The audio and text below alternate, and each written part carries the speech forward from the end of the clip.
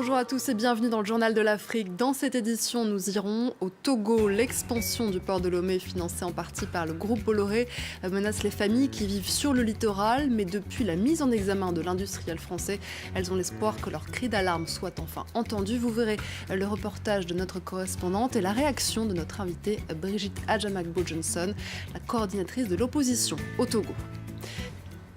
Plus le port de Lomé s'agrandit, plus ces familles togolaises sont menacées. L'érosion du littoral s'est amplifiée avec la création en 2011 et 2012 de 2 nouveaux quais, dont un financé par le groupe Bolloré. La mise en examen de l'industriel français donne l'espoir à ces communautés d'être enfin entendues. Un reportage de nos correspondantes Emmanuel Sodji et Jaina Louise. Cette femme et ses enfants vivent dans la hantise de voir leur maison dévastée par les vagues du jour au lendemain. 3 chambres ont déjà disparu sous le sable. Avant, il y a beaucoup de maisons même devant nous. On sent en danger, mais on va faire comment? On va quitter pour aller dormir où? Maisons, plantations, fermes, sites touristiques, les communautés locales à l'est de Lomé perdent l'essentiel de leurs activités de subsistance. 90% des villages côtiers sont menacés. L'expansion de dalles de sédiments en mer détruit pirogues et filets.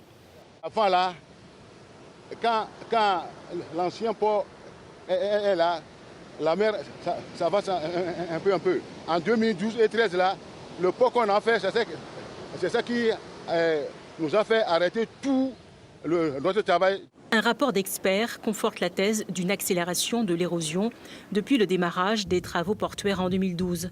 Mais aucun des 2 promoteurs, le groupe français Bolloré et le consortium LCT, n'ont fait d'études d'impact tenant compte des populations à l'est du port. En 2014, un collectif des riverains porte plainte contre une filiale de la Banque mondiale, principal investisseur dans un des projets pour avoir aggravé la pauvreté des communautés. Auparavant, Bolloré était inattaquable. Il a un lien fort avec notre président de la République. Donc nous avons jugé mieux de porter plainte contre la Banque mondiale. Mais c'est ces derniers temps-là que nous avons vu que Bolloré, on peut l'amener en justice. Donc le collectif est en train de préparer une plainte pour déposer contre Bolloré. Jusqu'à présent, la plainte contre la Banque mondiale n'a rien donné de concret pour les habitants. Aucun geste non plus de la part du gouvernement pour limiter la progression de la catastrophe. En attendant, des volontaires tentent le sauvetage de leurs biens avec les moyens du bord. La plainte de ces familles contre Vincent Bolloré aura-t-elle une chance d'être entendue? Écoutez Brigitte Adjamakbo-Johnson, coordinatrice de la coalition d'opposition au Togo.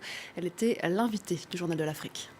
On ne comprend pas qu'on ait pu mettre en œuvre ce genre de projet sans avoir pris la précaution de faire une étude d'impact pour savoir quel impact le projet aurait sur les populations. C'est tout simplement dommage.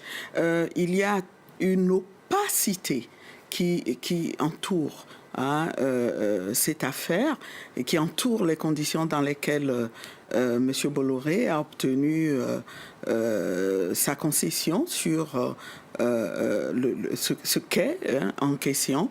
Et je pense que cette procédure judiciaire est une opportunité, c'est un grand espoir pour les victimes de cet investissement-là. Vincent Bolloré est mis en examen pour corruption dans les conditions de l'attribution de concessions portuaires au Togo et aussi en Guinée. Alors, il nie les faits. Et ce jeudi, le gouvernement togolais a fait une déclaration via l'un de ses ministres. Il dit qu'il ne se sent pas concerné par l'affaire Bolloré. Comment est-ce qu'on réagit à ces déclarations du côté de l'opposition? Nous sommes habitués à ce genre de réaction du gouvernement togolais. En réalité, il ne se sent pas du tout comptable devant le peuple. Le président Faure Gnassingbé a déclaré que le calendrier électoral était maintenu. Dans ces conditions, comment est-ce que le dialogue entre opposition et gouvernement peut évoluer?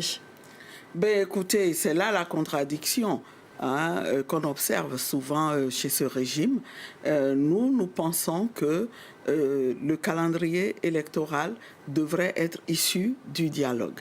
Nous espérons que le gouvernement retrouvera la voie de la raison et que cet argument de délai constitutionnel qu'il utilise, il comprendra très vite qu'en réalité, le Togo n'a pas de problème de délai constitutionnel, puisque nous avons une constitution qui prévoit le maintien en fonction de l'actuelle Assemblée jusqu'à l'élection de nouveaux élus.